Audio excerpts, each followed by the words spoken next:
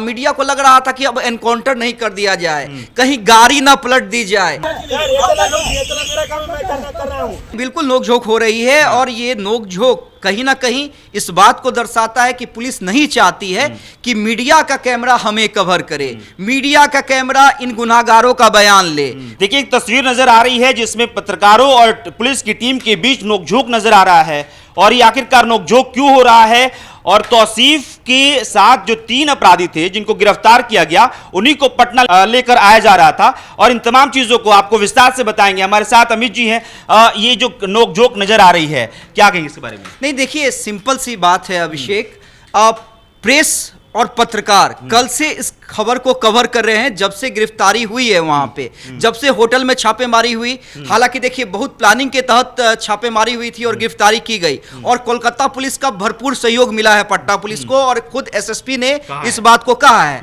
अब देखिए हुआ क्या, कोलकाता में जितने भी प्रेस वाले थे वो निशु खान जो एम्बुलेंस से जा रहा था, जो तौसीफ का मौसेरा भाई है और जिसके बारे में पटना एसएसपी ने कहा था कि ये साजिश करता है और इसके घर पे ही चंदन मिश्रा की हत्या की साजिश रची गई थी।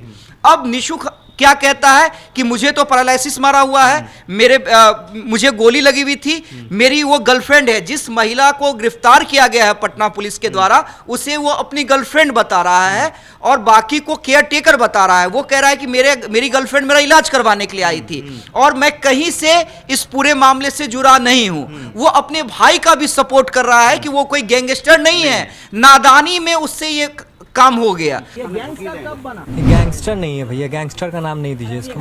भाई है, अब वो नादानी में ऐसा कर दिया, क्या किया वही बताएगा।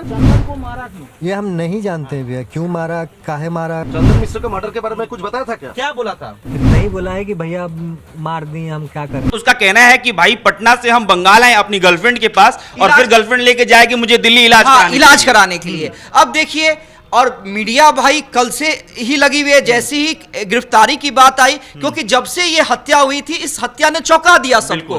पटना के इतने बड़े अस्पताल में हत्या, पटना पुलिस के नाक के नीचे जहां पे स्वयं डीजीपी बैठते हैं, एडीजी बैठते हैं, नए नए भाई पुलिस कप्तान एसएसपी बने हुए हैं, तो हत्या पे हत्या हो रही थी। और उसके बाद कई लोगों ने कहा, मीडिया को लग रहा था कि अब एनकाउंटर नहीं कर दिया जाए, कहीं गाड़ी ना पलट दी जाए, क्योंकि इस तरह की बातें सामने आ रही थी। मीडिया गलियारों में इस तरह की बातें सामने आ रही थी तो मीडिया तो भाई कवर करेगी।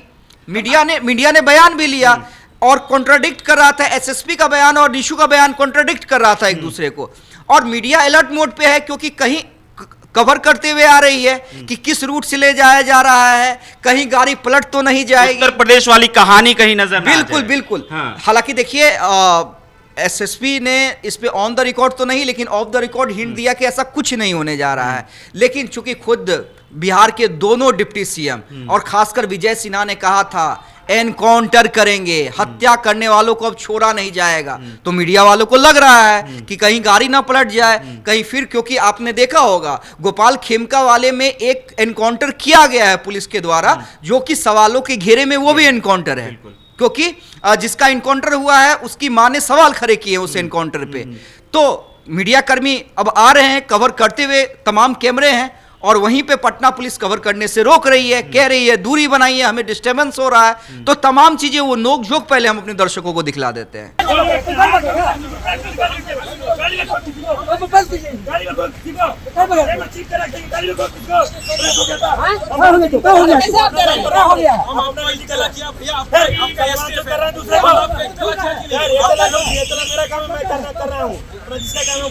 बिल्कुल ये तस्वीर आपको नजर आ रहा होगा जिसमें कि पुलिस की जो अधिकारी हैं वो पत्रकारों से नोकझोंक करते हुए नजर आ रहे हैं। गाड़ी में बैठे हुए हैं, गाड़ी के ऊपर प्रेस लिखा हुआ आपको नजर आ रहा होगा और उनके साथ लगातार नोकझोंक हो रही है। नहीं बिल्कुल नोकझोंक हो रही है और ये नोकझोंक कहीं ना कहीं इस बात को दर्शाता है कि पुलिस नहीं चाहती है कि मीडिया का कैमरा हमें कवर करे, मीडिया का कैमरा इन गुनाहगारों का बयान ले, मीडिया का कैमरा हमें डिस्टर्ब करे। और देखिए कल एसएसपी ने एक आपत्ति भी जताई है अभिषेक कि आप लोग बिना कंफर्म किए हुए कोई खबर कैसे चला देते हैं, क्योंकि एसएसपी का यह कहना था कि आपके द्वारा जब खबर चलाई गई है उसके बाद कई अपराधी भागे हैं, हमारे रडार पे कई और अपराधी थे, हम जिसकी गिरफ्तारी कर सकते थे। ये ऑफ द रिकॉर्ड एसएसपी तमाम बातें कह रहे थे, कोट कर रहे थे कि नाराजगी है, और उन्होंने कहा भी है कि ऑन द रिकॉर्ड कि आप कंफर्म करें खबरों को तभी चलाएं।